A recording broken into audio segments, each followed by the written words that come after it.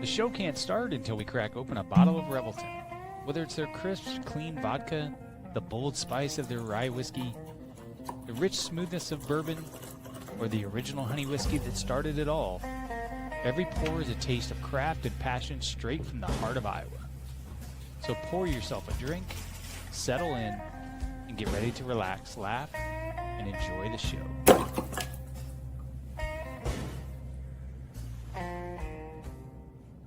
Hey, it's Andrew Downs. I'm proud to support Three Beards Media, and I would love to work with you. If you need merchandise for your company, organization, band, softball team, whatever, I can help. From name brand apparel to promotional items, large orders or small, online stores, and more, I can help your brand stand out. AKC Marketing is local, based in Johnston, and we are an employee-owned business, so our costs are low and our turnaround times are fast. But most importantly, we give you personal service to make sure you get exactly what you're looking for. Email me at andrew@akcmarketing.com or find me on social media, and let's make some cool stuff together. Now sit back and enjoy this Three Beards Media podcast. If you want to know where the storm rolls next, you got to read the clouds over old Midwest. Every yard, every basket, every mat that's worn. You learn to see the future by tracking the storm. We're tracking the storm, watching it form. From Jack Trice's courage to the heroes yet born. Hilton lights shining like lightning in the night. Jack Trice's way, glowing in the stadium lights. From the sweat in the barn to the roar in the stands. Every cyclone story's written in the land. Yeah, the path gets clearer with each legend swarm. We're keeping eyes on tomorrow by tracking the storm. Dwayne Crutchfield, pounding turf like rain. Big 8 Saturdays, driving through the pain. 2 years, rushing past 1,000 on the ground. Made the whole conference feel that thunder sound. Then Troy Davis hit the hole like a flash. Back to back, 2,000 turn records into ash. Heisman nights, but win or lose that day. The cyclone in his chest never blew away. Seneca rolled out, crowd holding its breath. The run cut like lightning through Texas. Hey man, this is awesome. Episode 3, Tracking the Storm. And Kent, you and I go way back with this guest. Fantastic opportunity for us to talk to a legend in the college football coaching world, Hall of Famer in the college football coaching world. Had a stay at Iowa State. Both of you and I had the opportunity to be recruited by him. You fortunately were there to be able to see him coach, and I unfortunately he left and went on to the next one and on his track to greatness, to national championship football at University of Texas. And I tell you, it is such an honor. And tracking the storm, I followed this guy's wins, losses, every single game, every single week from the day that he left Iowa State. With it, Mack Brown. Man, is it so good to see you, Coach. Guys, great to see you, and brings back great memories and puts a smile on my face. It's interesting. I was young enough that I yelled at you guys, and I yelled at you guys and screamed at you guys, and I have to apologize now to all the players I coached because I say I have grown up now. I have matured a little bit more. So I didn't mean everything I said. I was a little bit older than you were, but probably didn't handle some of those situations like we wanted to. Well, I tell you, Coach, I was there at the camp in the summer before my senior year, and you took me through the different drills, and we talked afterwards. And then midway through the year, you sat me and my dad down and said, "We're going to offer you a scholarship." My dad, when we left, was like, "Is he for real or is he kidding?"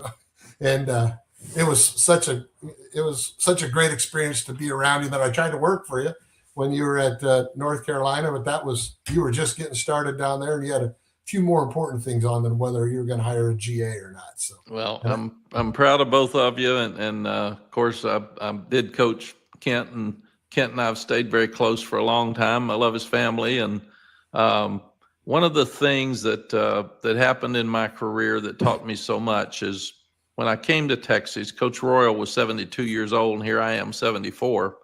And Coach Royal won 3 national championships here, and he was like an older brother to me. So I just loved him. He was at every practice. He'd come to the office every day, and the relationship just grew and grew, and he'd take complicated things and make them simple. And that's what I feel like great leaders do. And I'd ask him a long question. He'd give me about a 4-word answer and answer it. I'd feel like a fool, but it worked. And then he got dementia, and he got Alzheimer's. And I brought him out to the game with Wyoming, and he was not doing very well, but he was okay. And I took him out for the coin toss, and he flipped the coin, and he shook hands with everybody, and he came over, and I said, Coach, I'm so proud of you. Thanks for doing this. And he said, Coach, where am I? And I said, you're in Darrell Royal Memorial Stadium, Coach. It's your stadium. He said, who's playing? I said, Coach, it's Wyoming and Texas. And he said, which one's Texas? I said, it's the burnt orange jersey, Coach, which you really developed. So he went to a home right after that, and I'd go see him about every 2 days. And what was amazing is he didn't remember he won 3 national championships. He didn't remember he was in the Hall of Fame. He didn't remember the stadium was named after him, but every ex-player that walked in that room, he knew their name. And I could tell that this business is about relationships. It's not about anything else. It's not about the trophies. It's not about the championships. You've got to do all that to continue to have the relationships. But many years later, it's just about the relationships that you made. And when you say it's a 40-year decision, not 4, you got to mean it. And I'm worried now that you guys came in together. You're still close friends. You know the guys on your team. And there's so many people in the transfer portal now, and 40 and 50 new guys coming in every year. They're not going to have the same friendship and camaraderie that you do. A lot aren't going to graduate because you transfer once, you've got about a 63% chance to graduate. They're transferring 3, 4, 5 times, and they're not going to have a community. You guys are Iowa State. You are able to stay in your community and be adored, and people help you with business. They help you with relationships. They help your family. And we're going to lose those things. And then when some of these young guys do not graduate and they don't have a community to take care of them, we're going to have mental health issues I'm concerned about, because they're not going to graduate and they're not going to be able to get jobs, and they're not going to be in a community to be taken care of. That's what college sports is all about. And we're losing some of who we are there. I can relate to that. I was on the part of the board for the letter winners at Iowa State, and we put a pretty robust program together to go back and get the guys to come back to campus. And we had our first time doing it, we had like 50 guys. And we invested in it, put a lot of time on it, put different people from different years of graduation, different eras, because we had Johnny Majors and Earl Bruce and Donnie Duncan, but we didn't have a long history of coaches. We had every 4 or 5 years they were moving on. But inside of those every 4 or 5 years, we had junior college transfers, similar to portal. But if you brought in 10, 12, 15 guys from junior college, they never were really bought into the full camaraderie of being a full-time, a 4-year letter winner or a 4-year player or a 5-year player. And I see that then. Still today, the guys that were the junior college transfers, we reach out, they just don't have an interest. But the guys that were 4-year guys, 5-year guys, 6-year guys, they come back, and it's awesome. And we have, out of my class, we average about 10 guys every time out of 21 guys. So pretty proud about that. Yeah, and that's for a lifetime, and that's what changes. Kent and I text or talk all the time, and that's just part of it. And you really can't say you want to build a family without doing it. Yeah. And I'm concerned about that right now as we move forward. It's sad to see. I mean, our fight song, it has loyal sons forever true, and that's, the tracking the storm, stories from the loyal sons. And those are the folks that we're going back to, and people that molded these folks like yourself and other coaches from farther back and more recent. And I appreciate you coming on. You've got a ton of other things you could do, and a jillion other players that you've got out there that you could talk to. And I really appreciate the time that you're spending with us today.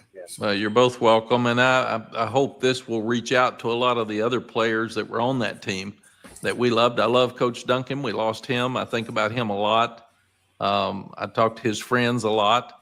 And again, relationships is what this is all about. So in the long run, that's what makes it good and bad. You bet.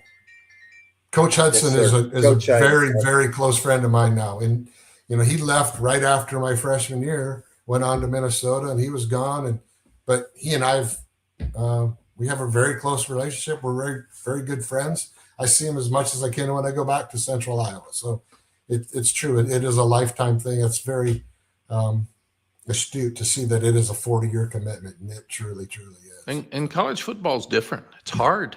Yeah. Number one, it's hard to be recruited. When you do, it's special. Somebody's paying your time in college. And then the work that the athletes put in is just, it's like Olympians. I mean, you work every day. Yeah.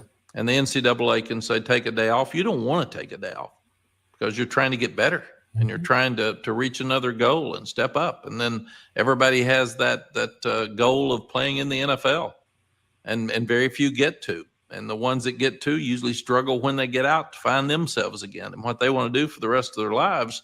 But really, that's such a pivotal time in your life. High school coaches like Kent's dad, they develop young people and get them ready for college. We're trying to get you ready for life. Right. And it's just a huge difference. And it was really interesting when we won the national championship 20 years ago on January 4th. And it was my mother's birthday. So I was thinking about that game a couple of days ago, and we're sitting there and thinking about those guys now in the locker room. I said, let's take this win and don't make it the best day of your life. Maybe it's the best sports day, but let's make it where you become a better father, a better husband, a better person in the community. And now I see these guys 20 years later. They thought I was crazy, but I see them 20 years later and they're all doing that. Yeah. And it just is really, really special to me that they've taken that moment and they've made it into something bigger. It's a beautiful thing. I mean, I still get texts from the guys I coach. Go ahead, Kent. I'm sorry. I dominated this thing early. So, excuse me. No, you're fine. Coach, I have a question because it goes into recruiting and it's also a little reflection. I can remember you at 28 years old sitting in a basement in Bloomfield, Iowa, and recruiting me. And back in those days, recruiting was obviously different than it is in the current day. I think it's changed a lot since I was, working for you at North Carolina for a couple of years. And gee whiz, thank you for the start of my career, by the way. But you came to our basement. You came and what you did is you made it about the people, the university, the academic program, and all that surrounding, and I always tell people you're the same guy at 28 that you are, as you said, you're 74. So you're the same person. You always had the same values. And I always truly love that about you because I've been in your staff room. I've sat there in those meetings and I've heard you talk about the same things you did when you were in my basement. And I love that part about college football. I know it matters, but is it a factor anymore with the portal and the NIL? And does the university matter as much in that relationship and the 40-year commitment as you talk about? Yeah, Ken, I'm not sure. It's a great question, a hard answer. We were sitting, my wife Sally and I were sitting sitting at our home the summer before our last year of coaching. And she said, I'm really concerned that our value system and who we are is not college football anymore. When I came to your basement, I wanted to make sure you were raised right. I wanted to make sure that you were a fit for us, and recruits don't know that. Same with Keith. But then you all were looking at me for the same thing. So it's a fit. It's a family fit. And right now, if you don't have money, you're not going to be able to compete. Because some kids are going to want money. And some are valued by how much money you offer me. And I could see that at the end at North Carolina. We had very little money. So we were trying to recruit a kid that had really good grades that would want to come to North Carolina. We were trying to recruit kids that were from families that had money so they wouldn't ask. Well, still, there's a certain value that people put into how much do you value me by how much you're going to pay me. And then how much in that receiver room am I going to pay Kent as compared to the receiver that comes in from junior college, the receiver that comes in from high school? How about the starter? And really it's gotten down, Kent, to what is your value to me? What is your value to this program? I've had kids leave North Carolina after we left there and they've go to school and the coach will call me that's recruiting them and say, what's he worth?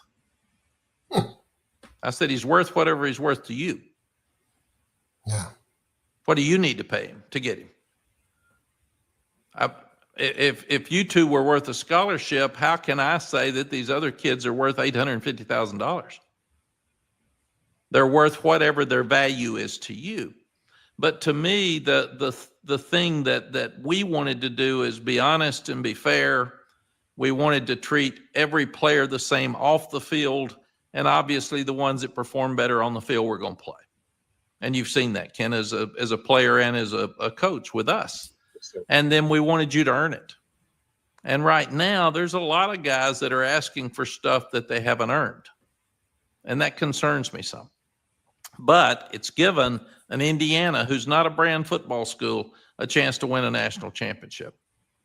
It's given an Oregon, because they've got a lot more money. They weren't in that group of brand schools. It's given a Vanderbilt. It's given a Texas Tech a chance to go to a playoff. So in some weird ways, we're separating from the haves and the haves not, like we always have, but we're doing it now with money.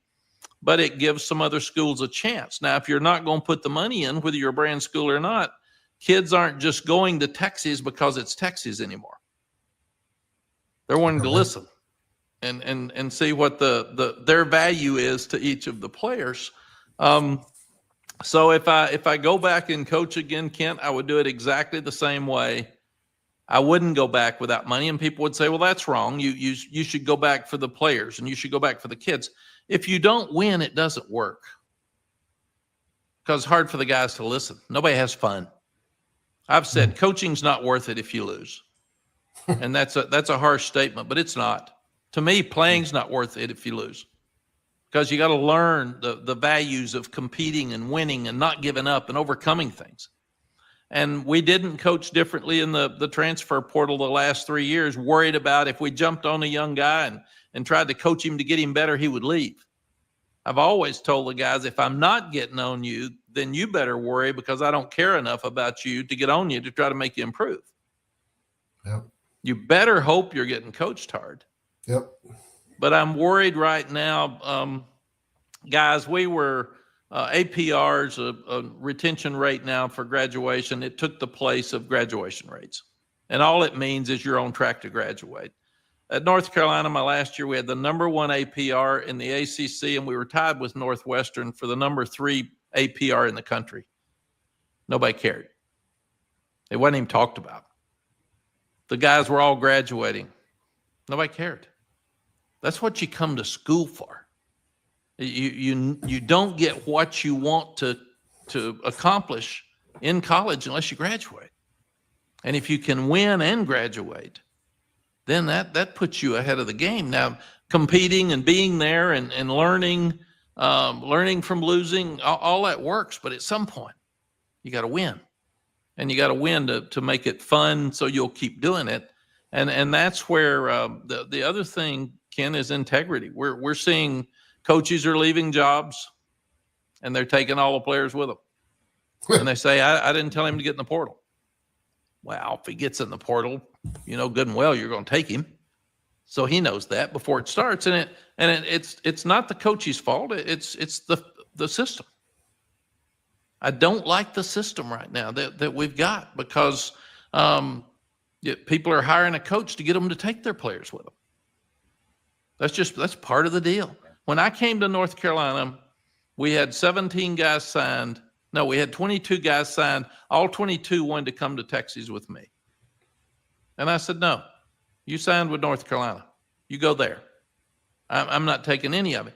Some players on the team wanted to transfer, some great players. And I needed them here. And I said, no, you went to North Carolina, stay there. Kent, that's not working anymore. It's just not the way things are working. So again, I'm not sure that my values fit the values right now that are happening in college football. If you got enough money, you can still make it work with salary cap, and you can still pay the guys enough on your team. The ones with money can make it work. They say, well, everybody's wanting to leave for more money. Well, if you got a lot of money, you can pay them what you want. So then they get to stay.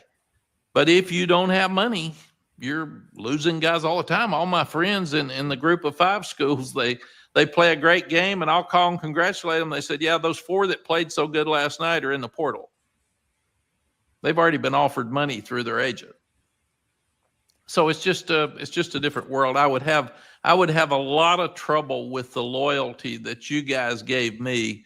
I would have a lot of trouble with that in coaching right now. That's sad. I mean, that's really sad. I mean, being an Iowa State, being a loyal son, 18 returning starters, and the best recruiting class that they've ever had by statistics or whatever formula they use. And 2 days later, Matt Campbell's in blue and white, and over the next 7 to 10 days, I'm going to be going in the portal. I'm going to go in the portal, and they're gone. And unfortunately, Jimmy Rogers is doing a heck of a job out there getting kids out of the portal, and he pulled a bunch of kids from Washington State to Iowa State. And it's a domino effect going in reverse. Yeah. And Keith, I don't blame Matt, and I don't blame Jimmy. No. I blame the system. Yeah. The system is broken, because that's you got to win at Penn State. I'd turned down some jobs I should have taken because of loyalty. Yeah. And I said, I don't want to walk out on these guys. I've talked to these guys about coming here as a head coach, and I should have taken the jobs, and I didn't. And I see guys now taking jobs, and they're getting criticized. And I'm a Matt Campbell fan. I don't know him, but he has done a great job, and he'll do a great job at Penn State. He could have left many times. Yep. I know North Carolina was interested in him when I left, but again, you're going to get fired if you stay too long. People get tired of you. Lou Holtz told me one time that 5 years is long enough, 7's too long, and 10's eternity. Well, I stayed 16 at Texas, and I stayed 10 years and then another 6 at North Carolina. And Sally always says that's 4 presidential terms, so that's enough. But you get tired of people, they get tired of you, they get tired of you saying the same stuff and going to the same meetings, and so change is good sometimes. Sure. And it's healthy, and it brings new energy in, and you have to reinvent yourself and your place, and all of that's good. I just don't like the way that we're doing it. Yeah, it's sad. It really is. I mean, it's the greatest. I always told the guys when we get back together, we didn't grow up when we were in high school under mom and dad's roof. We grew up when we were trying to figure out how to get ourselves through college and how to get ourselves through this game, or how to prepare ourselves for the next step along the way. And the guys that we did that with at Iowa State, there's 25, 30 of us that are constantly in text groups or going back and forth about just different things. And it's just, I'm very fortunate to be able to have played during that time, because I think it's ruined. Like you said, it's wrecked right now. Well, and Keith, it's a great point, because I always thought that I wanted to recruit guys that live close to the university. Parents can come see you play, friends can come see you play, you can get home. So that was always part of our plan. And we wanted to recruit guys that were going to live there when they got through. And that was a big part of our plan. So now you can pay the parents, you can pay the players to fly all across the country. So even regional recruiting isn't the same as it used to be, because now you can pick up and go where you want. It's great. Coach, can I backtrack just a little bit? We have a lot of Iowa State listeners. So yes. If I can kind of backtrack to, your time at Iowa State, just some memories a little bit. Then I do want to get back into the recruiting and the portal. But you changed a lot of lives here, and I remember you moving on, and we were all just heartbroken. But I would love to hear, maybe some Coach Duncan, and I know Coach Hudson, Sparky Woods, all those guys. We had a wonderful staff, and we beat Iowa 3 years in a row. So under your offense, I believe. So, but please, Coach, if you wouldn't mind sharing a couple things about your time at Iowa State. Yes, Ken. I'd never been north of Kentucky. I mean, I grew up in Cookeville, Tennessee, and the furthest north I'd ever gone was Memphis, and I was coaching with Richard Williamson in Memphis, and Donnie Duncan called, and He wanted me to come, and I was 28, 27, whatever it was. I was really young. And I thought, this will be so cool, because I was really passionate about being a head coach. And I thought, if I can go to Iowa State and be on a staff with a guy that was with Barry Switzer at Oklahoma, and we can go play Oklahoma and we can go play Nebraska, I'm going to learn so much about being a head coach that it's going to be the coolest thing ever. And then I fell in love with Ames. It is cold, and I was shocked how hot it was in the summer. I thought being that cold in the winter, it'd be at least be normal in the summer. It was hot. Mm-hmm. But I can remember my first spring. I drove in once, and Peg Allison was in Donnie's office as an assistant, and I thought I was in a snowstorm. I mean, you couldn't even see. And it was spring practice, and I think it was early in spring, and the wipers were bad, and we were staying in little apartments as assistant coaches as we just got there. So I got in, and I told Donnie and Peg, I said, I have never seen a snowstorm like that. And they said, oh, that's not a snowstorm. That's a little snow that's blowing. And then they also told me, because I had no knowledge of cold weather or the North, they said, when you get to your little apartment, don't stay outside more than 3 minutes or you can get frostbite. So I'd get my key out and I'd get my watch, and I'd look to see how long it took me to open my apartment door, because I thought I was going to freeze and get frostbite before I got in. So that was kind of humorous when we did it. And then they told me you had to have that little pack in your trunk with beans and a candle, and so you could stay warm if you got caught out in a snowstorm. And I do remember I was going to Chicago to recruit, and I was driving too fast on an icy road, and Southern guys don't know how to do that. And I started sliding, and there was an 18-wheeler that was turned, and my car slid all the way down to the 18-wheeler and turned sideways and stopped in a bank of snow right before I hit the truck. Might have killed me. And only in Ames, Iowa, going to Des Moines to the airport, a guy pulls up and wants $12 to pull you out of the snow, gets my car, pulls it out of the snow. I drive to the airport, get on the plane, and go recruiting. I could have died, because I saw my life as I'm sliding down the road to that 18-wheeler that's getting closer as I'm going down. But I loved it. The people in Iowa are so nice and so down to earth. I think a lot like the people in Tennessee that I was raised in a small town with. There's so many small towns. The guys love playing football. And it was just, it was a joy for me, and it was great for me to get out of my little world and get into another world. Jim Williams, our offensive line coach, went to Orlando once in the spring to speak. I thought he would come back and say, oh, Orlando's warm and it's pretty and it's unbelievable. It was freezing in Ames. He got back, and I said, Jim, what do you think about Orlando, man? He said, there were bugs. It was hot. I was so glad to get back to God's country and get back up here where we need to be. And I learned so much. The players helped me and taught me. Donnie Duncan, I didn't like him. I loved him. I thought he was so special. I'm calling plays against Nebraska. Coach Osborne he takes the wind instead of the ball to start the game. And I think that's the dumbest thing I've ever seen. Well, it was because there was 45-mile-an-hour wind. We couldn't make a first down. We'd punt and it'd blow back in our face. And they were up 17-0 at the end of the first quarter. So that taught me about that part of the game. And then I remember we had a script, and I had about 15 plays that we were going to run against Nebraska's defense to start the game. And I'd gone through all 15, and none of them had worked. And Coach Duncan calls up and said, what do you think? I said, I think we're going to get beat. And I think we're going to get beat bad, because that's the best we've got. And we haven't made a first down. So after the game, I was so disappointed. And this is where you learn things, and you have to learn to listen. I go into the locker room. I'm so discouraged, and Nebraska beat us maybe 35-14 or something. And I told Coach Duncan that I was really disappointed in the guys. And he said, why? And I said, they didn't look like they tried. And he said, oh, no, they were ready to play. They did try, but they're not stupid. And they saw during the game that they didn't have a chance to win.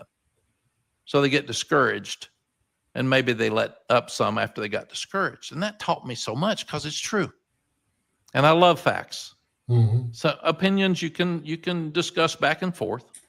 And I also learned that assistant coaches make suggestions, head coaches make decisions.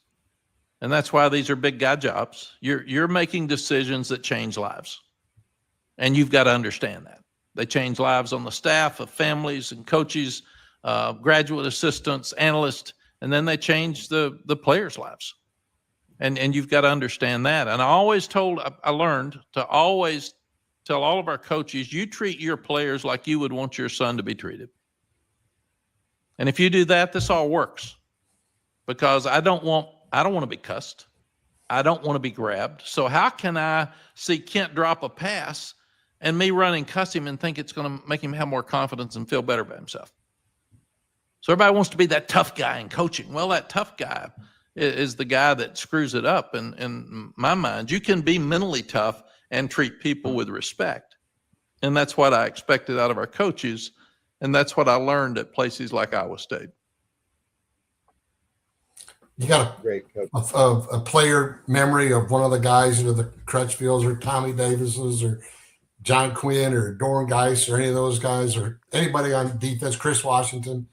Any special stories with those guys? Chris Washington, I recruited. I walked in his high school. He was playing offensive guard. And I saw this guy take a basketball, dribble it between his legs, behind his back, go up and dunk over everybody. And I said, Coach, who's that? And he said, that's Chris Washington. And I said, what about his grades? He said, he's a great student. I said, okay, we want to sign him. And those are the things. Rocky. Oh, yeah. Rocky was a great running back. He was so quick. And he had great vision. So he made things happen. Crutchfield, I probably nearly killed because I think when we tied Oklahoma or Oklahoma tied us, I think I pitched it to him or handed it to him 49 times. But the man was he was just a machine. I mean, he was not going to get tired. He's going to run over everybody. And I remember Alex kicked 3-4 field goals to beat Iowa. Yep.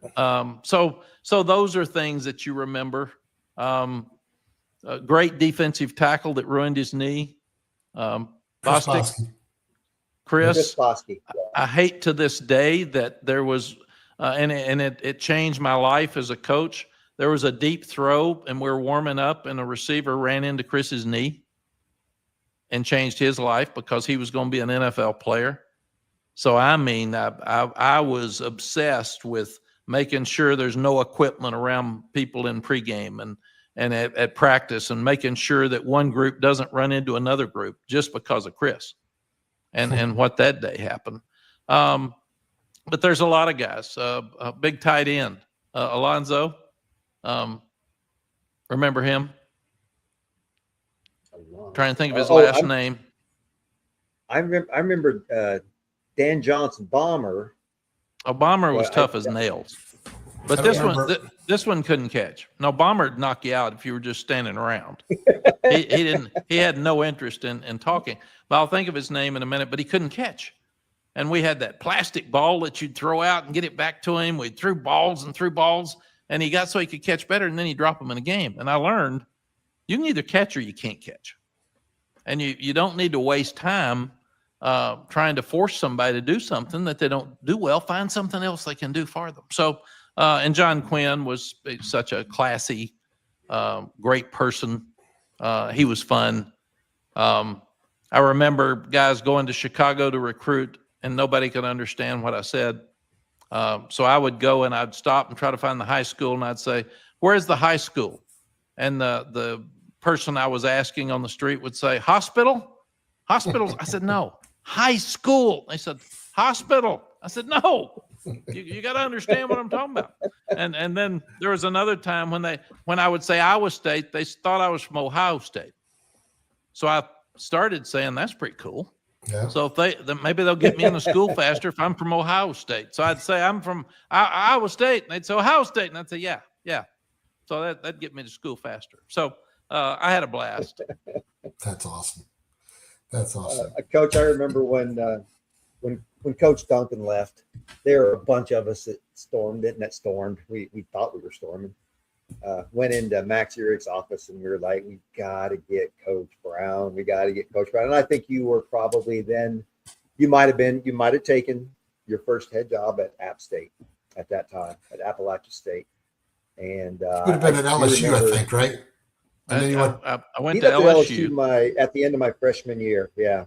And then you went to Oklahoma. And then I went to, let's see, I was trying to think on that, the process. I went to LSU. I went from LSU to App State. I stayed there 1 year. I was making $37,500 at App State as the head coach. And Coach Switzer offered me $125,000. Now, I flunked out of school, but I thought that's a lot. And I can remember, I think I was making, as the offensive coordinator, I was probably making about the same at Iowa State that I made at LSU. And then I grew up being an LSU fan. I loved Coach Dietzel when he was the athletics director and the head coach there, and he was the athletics director, and he really talked me into coming. And I got to do the same things there I was doing at Iowa State. But I went to Appalachian. I stayed there a year and a half. And then Coach Duncan really talked me into going to Oklahoma because they had just lost Marcus Dupree. They'd had a tough year, and Coach Switzer needed somebody to run the offense. So Coach Duncan talked me into going to Oklahoma, and that's another podcast for about 3 hours about that interview with Coach Switzer. That's really interesting. And then my year there, and I left there to then go to Tulane and stay there for 3 years, then go to North Carolina. Iowa State never called me. I'm sure I would have been excited about it or talked to them about it. But I love my time there. In that meeting that we had, they asked us, who are you looking? Who would you like to have for a coach? And we brought up, Division I people. Brought up, Coach Williams. We brought up your name. There's one other person, Cooper. John Cooper was at Tulsa, I believe, at the time. Yes. And the next day they introduced Jim Kreiner. So, well, you all had a big impact. Right.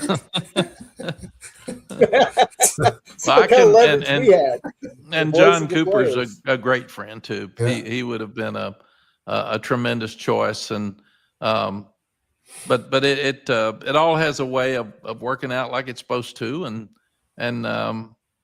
but you've got to make an impact where you go, and it's got to be about relationships. And that's why anybody that asked me about Iowa State, I said, I'm a fan, man. I love going to Kinnick Stadium and us winning. Yes. I love that series coming back. That was so much fun. I love the fact that we had our chance to beat Oklahoma. In fact, we're in Norman, and I remember we're sit there and we kicked the field goal where we should have scored a touchdown and won the game. But it came right down to the end, and we missed a field goal. So it's those are things you go back and look at in your life. But again, just the relationships, the time. Anybody that asked me about Iowa State, I can fondly say, in fact, they're shocked with my Southern accent and all of my time being in the South that I had 3 years at Iowa State. And when I meet people in the business world from Iowa, I said, yes, I was in Ames for 3 years. And they said, what were you doing in Ames? I said, well, I was coaching football. Yeah. That's what we do. Changes so lives. It was fun.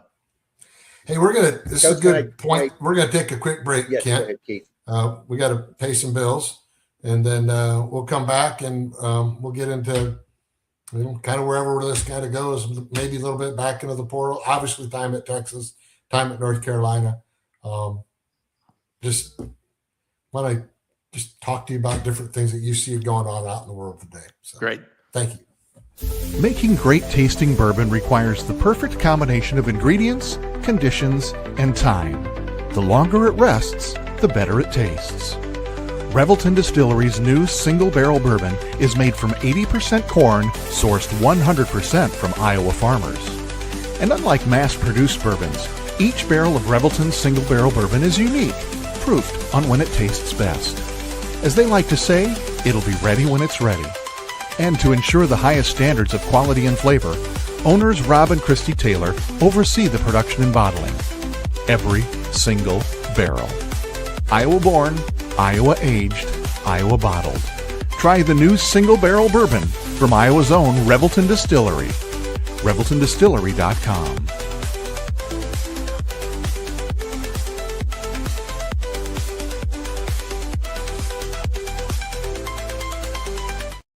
In the heart of Des Moines, one name has stood above the rest: Iowa Beef Steakhouse.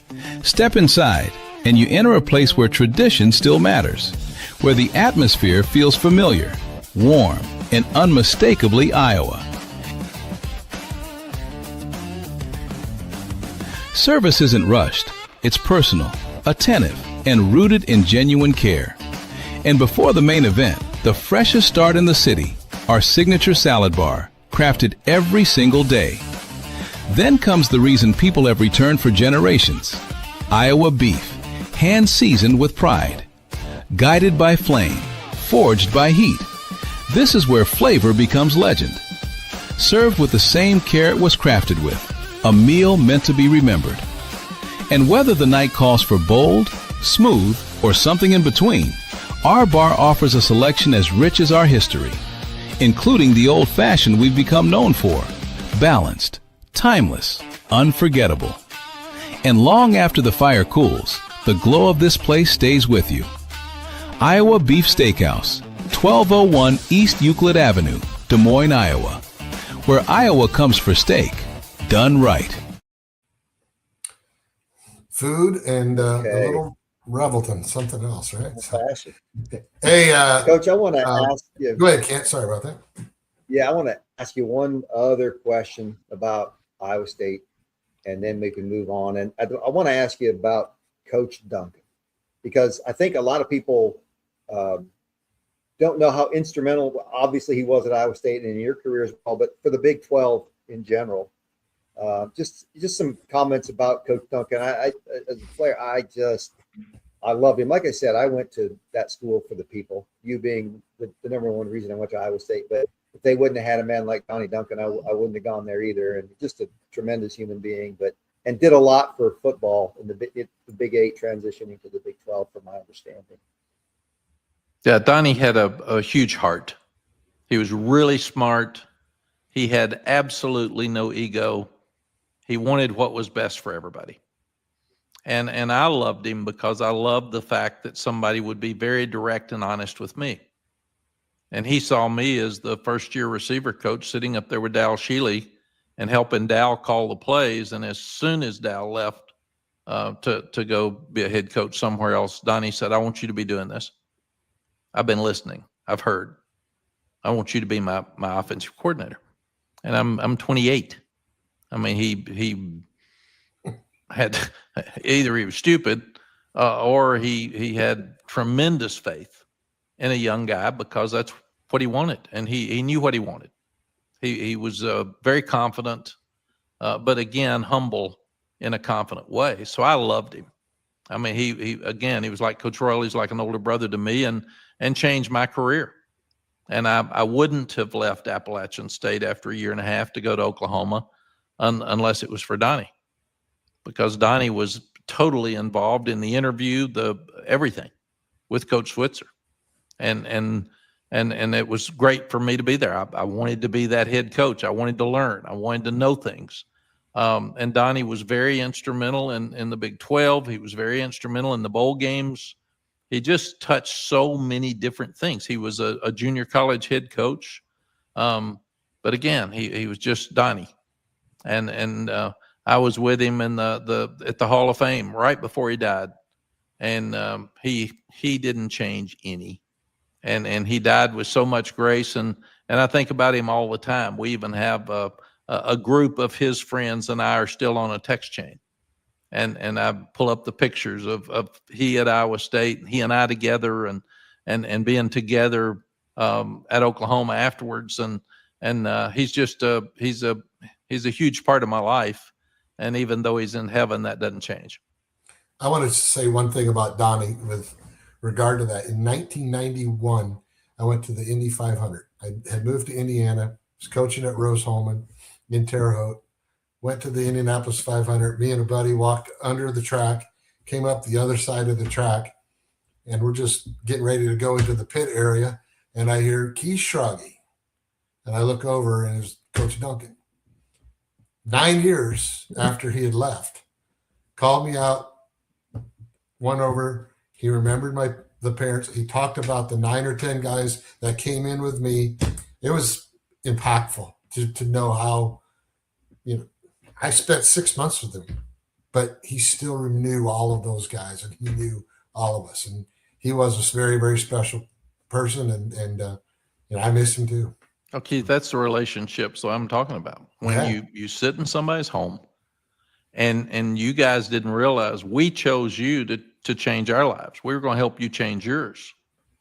But we always said, you've got our check in your mouth when you sign based on how you act, how you present yourself, how you go to school, how you perform on Saturdays, and all of that matters. Yep. And for someone to walk in there and offer you a scholarship, they really trusted you with their job. And that's what makes the coach-player relationship so special. That is awesome. That is fantastic. Let's get back Coach, a little into yeah. Go ahead, Kent. Go ahead, Kent. Where does college football go from? We got a couple big topics, and I've heard you speak on your podcast about the NIL and then the transfer portal. What needs to happen? Because it's out of control, and I've heard you talk about I on the onset I get the fan in me sometimes. I get upset. There's no loyalty, and there's loyal sons. You get upset like a typical fan would. Now that I'm not coaching anymore, I'm doing other things. And I've heard you talk about it. Who's at fault? Who's truly at fault? Is it the kid's fault? It's not the kid's fault. They didn't ask for this.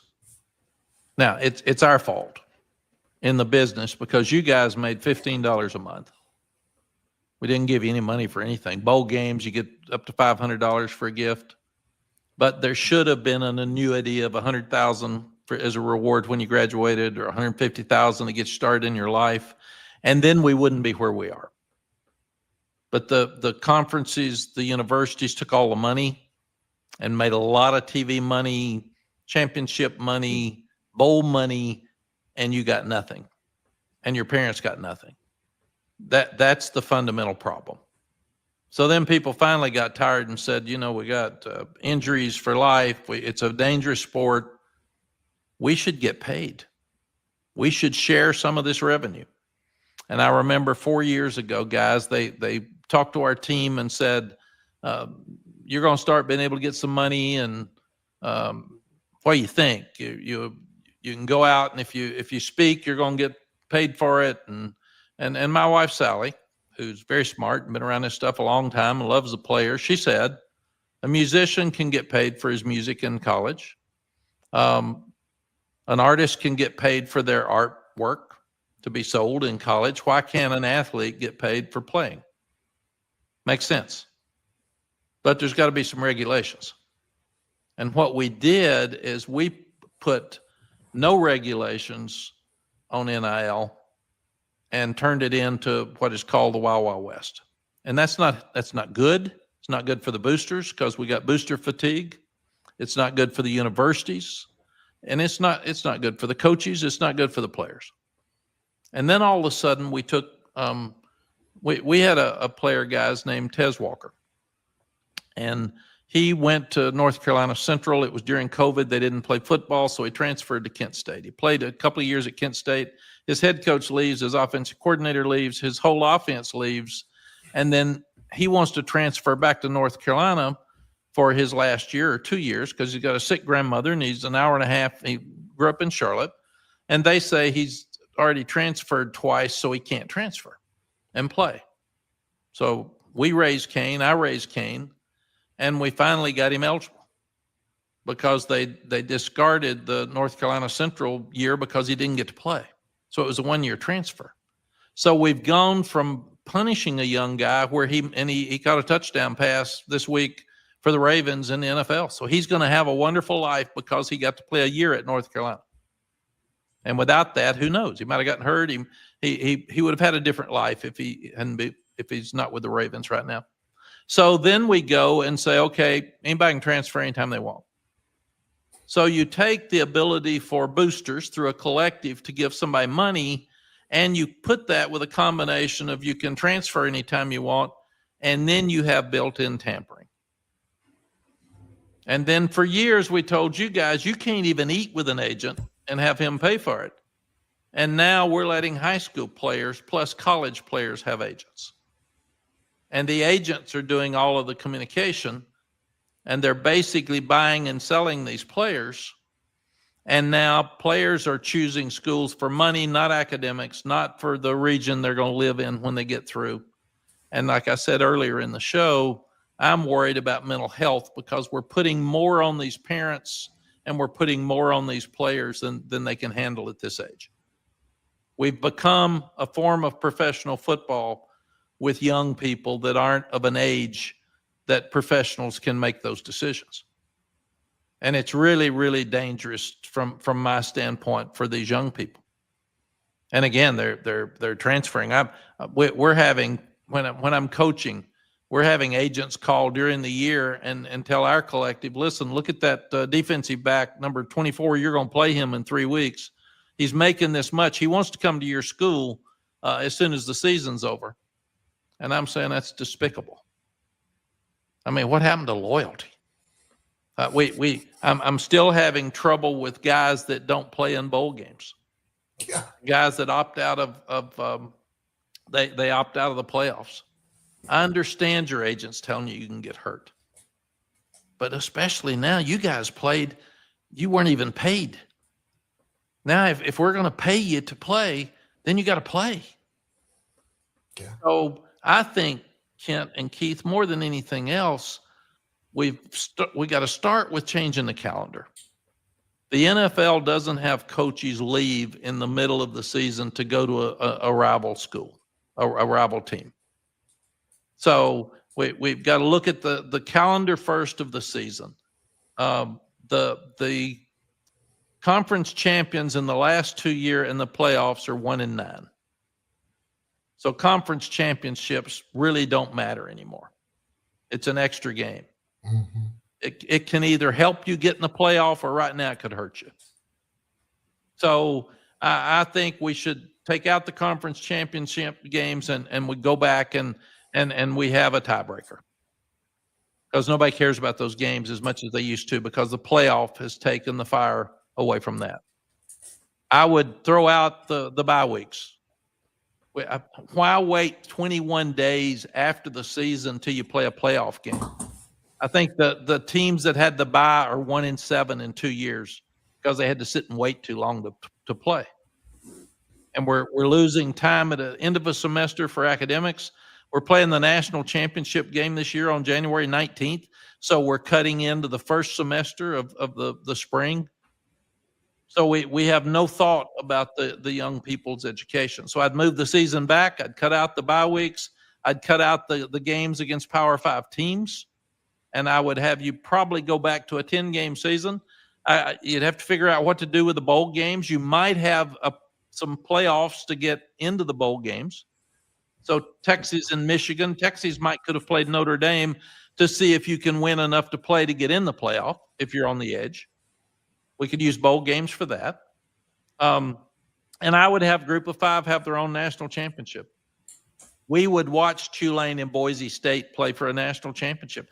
Let them have their own playoff system because people are loving the college football playoff. Mm-hmm. They're loving it. And it's really cool. They would love the same thing that we've got it in the FCS. Why not do it in Group of 5? And let them all have a chance to win a national championship. Let them have a 12 or 16 team playoff. And instead of sitting there and one team gets to go to the playoff, or this year two, the games are bad. They don't have the money to have the same personnel that the teams they're playing. Nobody really wants to watch them, and it's not fair to them. It's like a participation trophy. Good job. That's good. You're nice. You got a nice little team. You were the best to go to the playoff and get beat in the first round. So if we would look at doing that and then not let the season be over on January 1st or January 4th, but don't go into the next semester. A coach can't leave until the season's over. A player can't opt out. A player can't leave and go in the portal until the season's over. Last year, Penn State's backup quarterback, plays a lot on short yards and goal line.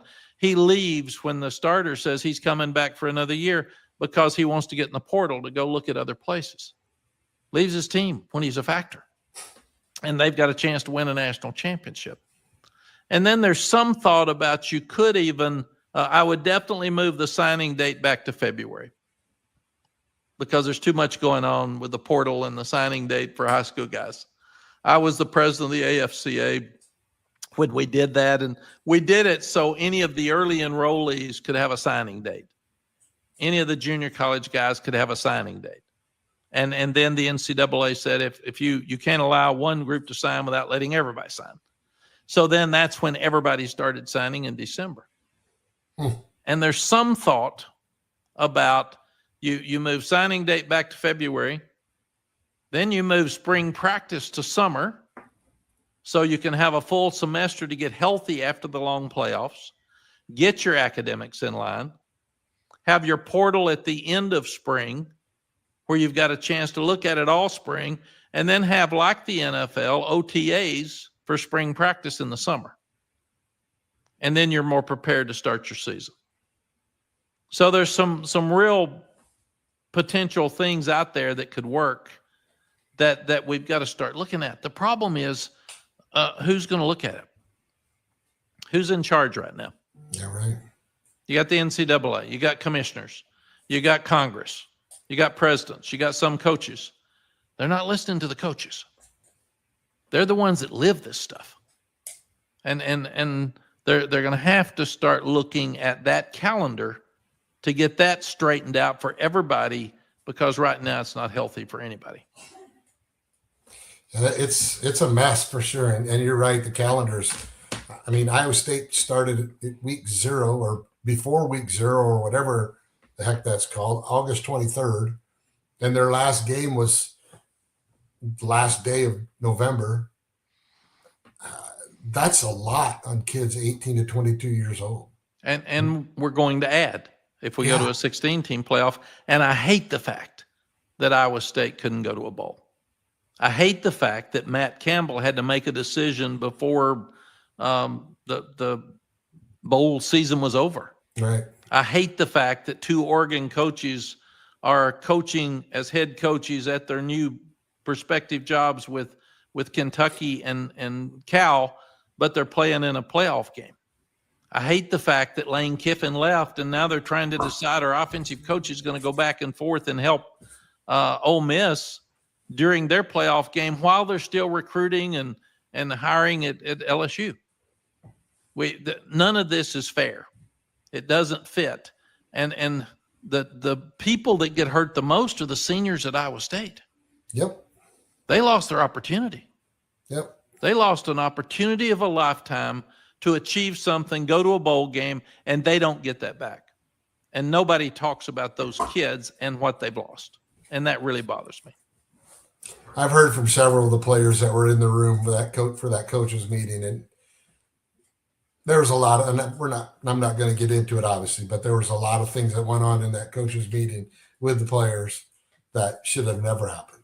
And it's a shame. It's well, and Keith, the bad thing is, and I even defended Lane Kiffin the other day.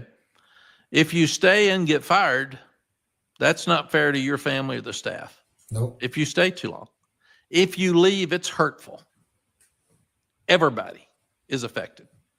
And it is really hurtful to walk in that room and leave. As an assistant leaving you guys, I hated it. I just talked to you about coming, and then here I am leaving. Yeah. And then you think everybody now, and it sounds really greedy, has got to do what's best for themselves, but you can't. The way they're firing coaches, James Franklin gets fired after 12 years in week 4, He was in the top 5 in preseason and played in the semifinals for the national championship the year before. So coaches are all paranoid, and they got to take care of themselves. They're saying, I can't stay. And I did that. Like I said, I made a mistake because I turned down a great job to stay at a job I had that didn't work out long term. And I did it because I thought it was the right thing to do. It wasn't the best thing for me. But at that time, I thought it was the right thing to do. And that's what you have to do. But again, I don't blame Jimmy for leaving Washington State, or I don't blame Matt for leaving Iowa State. I blame the system that we've got in place that puts coaches in a position where they have to make decisions at very, very awkward times that hurt people. Right. I want to talk a little bit about the playoff. And, certain conferences get so many players or so many teams in or whatever. And years ago, I was on a championship committee. We were in Overland Park, Kansas, and we laid out what we thought would be a really cool football playoff, Division I football playoff. And at the time, we had the Mack, and those schools had their own division. So there was a group between 1AA and we'll call it Power 5. Well, today you have 67 schools in the Power 5 that are in conferences, or Power 4. You got Notre Dame, and you got the 2 schools that were left out, Washington State and Oregon State. That gives you 70 schools as a Power 5. I'm sure there's a way to put those into regional teams and come up with your top 2 teams out of that. That's who qualifies for the playoff. To your point, you have a tiebreaker system of some sort. And one of the things that you could look at is, let's say you have a 10 teams group. They play 9 games. They got 3 games outside of that. What your strength of record is against those out of your region determines your status on going into the playoffs. But for whatever reason, they can't figure that out. I mean, you can do it in Class A football in Texas and Iowa, and everywhere else knows how to do it. But the sport that makes more money than any of them can't figure it out. Yeah. I'm wondering if there's an opportunity for somebody like Prime, YouTube, somebody like that to put together a program and goes, now we have a governing body overlooks it because the NC2A's proven they're going to not do the right thing. I think everybody realizes, Keith, I'm sorry, I didn't mean to interrupt, but everybody realizes that we're in trouble. Yeah. And it's not good. And I think everybody's looking to find a means to figure out what's best. How do we get everybody in the room? And when I was president of the American Football Coach Association, some of the other coaches told me that at Iowa State, Dan McCarney and Gary Patterson at TCU, they would say, you can't be in here doing what's right for Texas. You got to do what's right for college football. And they were so right. So we've got to do what's right for college football, because if not, we're going to kill an Iowa State. Mm-hmm. We're going to kill a Washington State. We're going to kill some of these other schools because they can't possibly stay up with the Texas and the Ohio States financially. Exactly. And that's not fair. It's not right. It's not what we started to do. One of you asked about playoffs. What I've decided is I think the best teams, based on strength of schedule, strength of record, the best 12, 16 teams should play, and let them play, period. And forget the rest of it. I thought at once you got to have one from each conference and all that. If the conference isn't good enough to have a team that's ranked high, like this year, the ACC with Duke winning, they put James Madison in over Duke.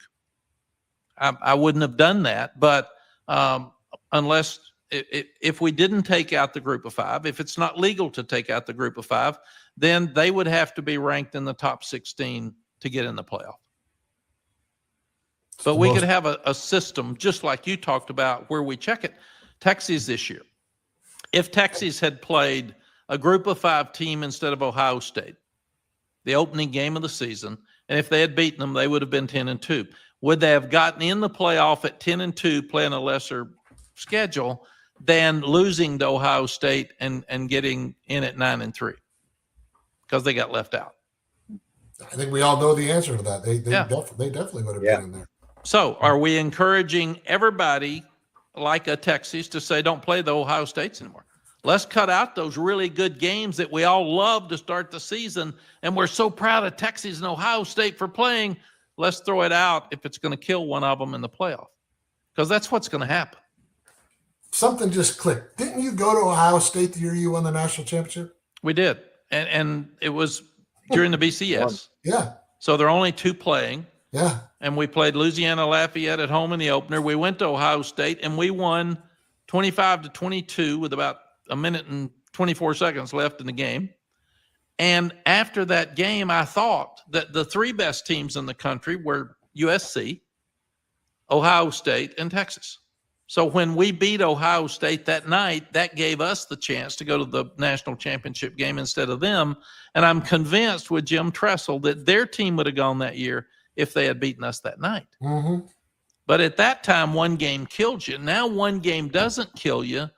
But are we encouraging these teams to weaken their schedule so they have a better chance to get there if strength of record and strength of schedule doesn't matter enough that you should play? Because we're getting more like the NFL. We're going to have to play 9 conference games.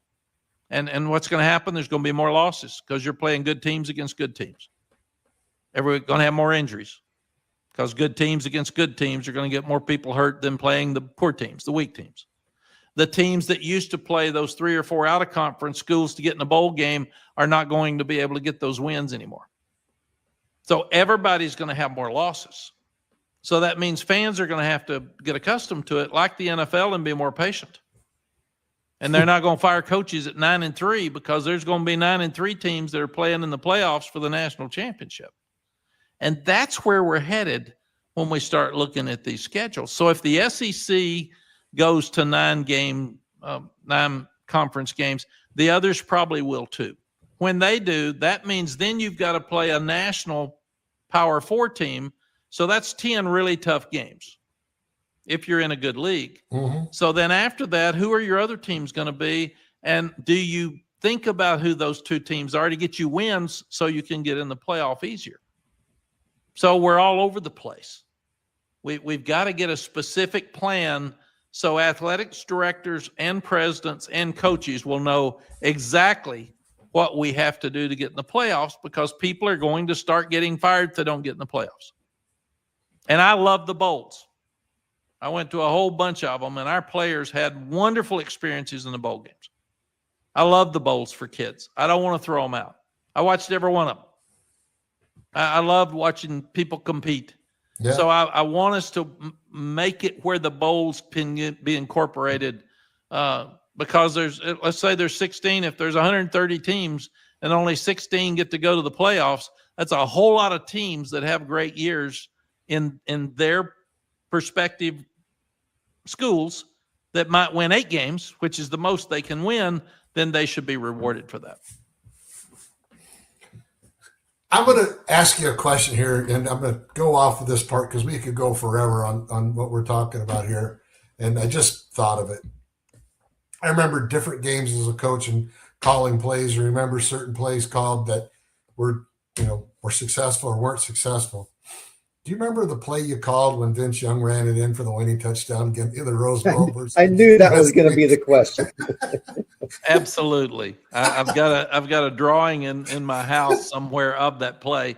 We actually, it was a spread play for a 1-minute offense. So it's called menu 2. And we looked at it before we left Austin, and we said, Vince, if we get down to a key 3rd or 4th down, list the 5 plays you would like, which I think is coaching. Mm-hmm. What are you going to do best? What are you most comfortable with? He said, this one, menu 2. So right before he went out on the field, because he had basically called it in Austin 50 days earlier, I said, all right, there's 3 guys that are out. There may be 4 guys that are out, and there may be a 5th one that leaks, and you've got a really good arm, but your feet are better than your arm. And this is 4th and 5. And we're spreading everybody out. Mm-hmm. So you look quick, If you don't see something that wins the national championship, man, use your feet to score. And that's exactly what he did. That is awesome. That was. And then the coolest thing, Keith, that I remember, so we go up by 1, and there's 19 seconds left, and we got to kick off to Reggie Bush, which is not fun. No. So Vince took the ball, one of the greatest plays in college football history. He handed it to the official. We already had a 2-point play call because they had a really good field goal kicker, and we needed to go up by at least 3. So no celebrations, no throwing the ball in the stands, no too many on the field, no delay of game. In fact, when we got out there, USC had too many men on the field. They had 12, which gave us a better chance to score. So that's what I'm so proud of. Little things, little disciplinary things that matter in a moment of crisis that your team did well to win. That's awesome. That is awesome. We could go down a lot of different roads, and I know we're getting kind of running out of time here as well. I don't want to keep you all night. I could do this forever, but we're going to take a short break. Unless Kent, you've got something else you want to bring up? Kent fell asleep. No, we'll. I do want to say something at the end there, just about Coach, and sure. But we'll take that break. We've talked a lot about the rules of things that you'd like to see different, and if you want to expound upon all of them, that's great. We're going to take a short break. We're going to come back. You're king for the day. You get to change a rule.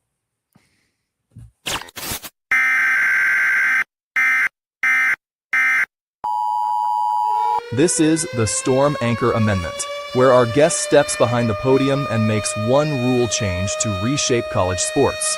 No limits, no red tape, just their decree.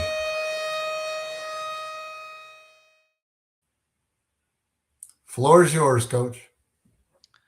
I think, guys, what we've talked about is what I would change. We've got to go back and think about what's best for the players, what's best for the coaches, what's best for the parents, what's best for the boosters, and what's best for the universities. And let's look at it from every standpoint. What we're doing is not sustainable. We're asking for so much money for football that we're going to lose some of our Olympic sports. And we're sure going to lose them at the level we've got them. And then we're going to, they'll have to become club teams, especially the men's Olympic sports, because we're spending so much money on football and men's basketball. And then Title IX, you're going to have to spend a similar amount on the women's sports. So the men's Olympic sports are going to die. And nobody wants that. The other thing is let's go look at the NFL. They've taken many years and they figured out collective bargaining. They figured out player unions. They figured out antitrust, where you don't have to be an employee of the university if you're a young player. And then let's go back and figure out salary caps, because we should have a certain amount of money that the receiver room gets, and then the receiver coach and the head coach, the general manager, can divvy that money out to where it needs to be.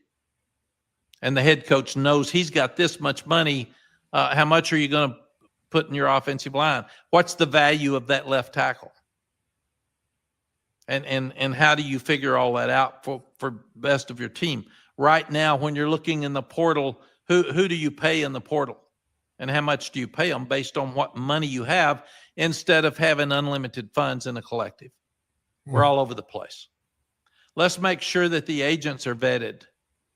We've got some agents that really don't know what they're doing. They're not professional, and they're taking money from the kids and giving them bad advice. The NFL vets their agents. Let's make sure we take care of the agents. And let's make sure that the transfer portal, it's so out of control. If we do care about kids graduating, if we do, we can't go 4 or 5 transfer years. We can't have a kid that transfers 5 times and saying they didn't treat me right, or I got a little more money, because he's going to make more money up front than he makes in the end when he doesn't graduate. And that's not going to be fair. And then the biggest thing, guys, is just what we've talked about with the calendar. And I think, again, when I heard we were going to pay players, we are the mini NFL. So let's go to the NFL and look at their structure and figure out what in the NFL can we use to help college football. Because they have a lot more regulations on a Drake May being a quarterback at the New England Patriots than when he was at North Carolina. And then we can get back to some structure because coaches are worn out. I was on the Nike trip last year, and there's 30 head coaches that have gone to a number of bowls that are on that trip. They were all miserable, making more money than they've ever made, and all miserable. Because coaches like to have control. Things are out of their control. Making more money than ever, but things are out of their control. I talked to a lot of Power 5 coaches the other day after their bowl game. Might have mentioned it. I called and said, great game. He said, yeah, 4 of them are already gone. I met with them this morning. Next morning, you don't even get to hug after the game. They're gone. So they said you hate to see one play good. Yeah, right. Because you know somebody's watching him and they're going to take him. So I love our game. Our game is not broken because there's still kids that are competing. They're wonderful kids. Not all the kids are making money. Some of them are making a whole lot. Some others are making a little. But we've got to, we can't blame the players. We can't get mad at the game. We can't get frustrated. What you do is you take a crisis and you fix it. We've got a crisis. And I think it's so bad right now that it's going to help us fix it. And that's what I'm excited about. I don't think it can get any worse. It is out of control. Everybody knows it's out of control. Everybody's trying to figure out how to fix it. Everybody's trying to figure out how to get it back in control. So somebody is going to get in a room and figure out, here's what needs to be done, and here's how we can do it. The NCAA is so limited because of lawsuits now. So Congress has to be involved. One of the problems with Congress, if you've got a school that's got a whole lot of money and you can pay them all, and those fans are voting you into Congress, you probably don't want to change it. Yep. So we've got to get people that care about the sport and the game, that are really intelligent, that are passionate about fixing it, get them in one room and get it fixed. And that can happen. We just got to figure out how to do it. I'm trying to figure out who the third person in the room is going to be with you and Coach Saban. Well, the problem, Keith, is you've got to have the ability to have people that can make decisions in those rooms, not people with opinions. Mm-hmm. If I have an opinion and Coach Saban has an opinion, then our opinion's out there. But who is going to be able to put everybody in a room and get those opinions to be decisions where they can make a difference? And that's what's got to happen. Yeah. Kent, you had something I know you wanted to bring up. Yeah. Coach, thank you so much for being here and talking to us. I want to say it's, as you can see, I have a picture of you. You've sent that picture to me years ago, an autographed picture of your national championship. And I just want to say, people have asked me, what's it like to work for a Hall of Fame coach and to work for Mack Brown? And I always tell them the same thing. He's the same guy all the time. You're the same guy you were at 27, 28, coming into our house recruiting. And you're the same guy on TV. You're just as genuine as can be to take the time to come here and speak to us. It's a pleasure. It's been an honor to be able to have the relationship I've had with you. And we're just so grateful, Coach, and you meant so much to, and you can see it the way you interact with your players, your former, and your 40-year commitment, or my 40-year commitment's somewhere about 50 now, Coach. But, just thank you so much. And just, you guys are getting older, so I think we've got to change he's the same guy he is on TV. We got to change those numbers for sure. But Kent, when one of the greatest honors I have ever gotten were when my peers put me in the Hall of Fame. And when I went in the Hall of Fame, you two went in with me.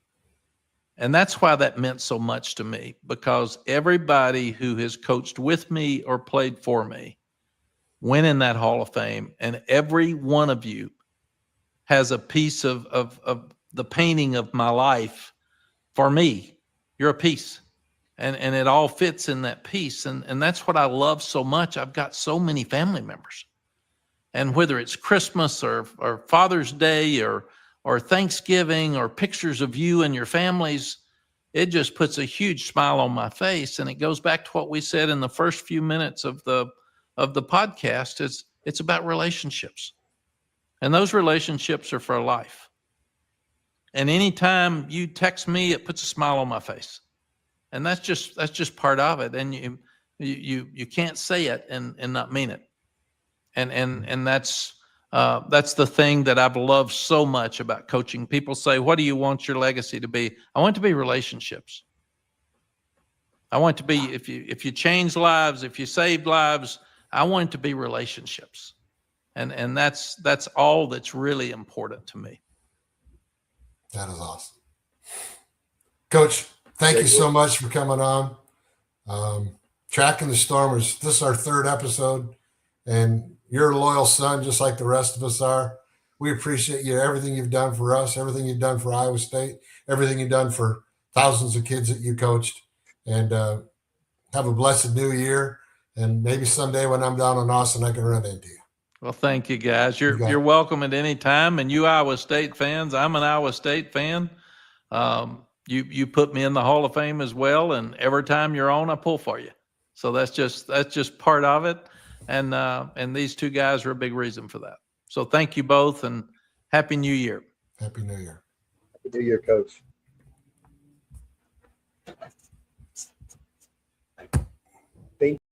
We're tracking the storm, watching it form from Crutchfield's grind to Troy's 2K stones. Seneca spinning through the rain and roar, turning third and long to forevermore. From Jack's I will to the Campbell years, we build up hope out of heartbreaking tears. Yeah, the line holds strong and the faith's reborn. We're keeping eyes on tomorrow by tracking the storm. Here comes Johnny O, fist up in the air. Tonight's show theme on that Hilton stare. Took a quiet Coliseum, turned it into a spell. Where top 25 giants learned to fear this well. Hilton magic swirling like a cyclone wind. We're nine on the pivot, made the rafters spin. Step back, jump or drive down.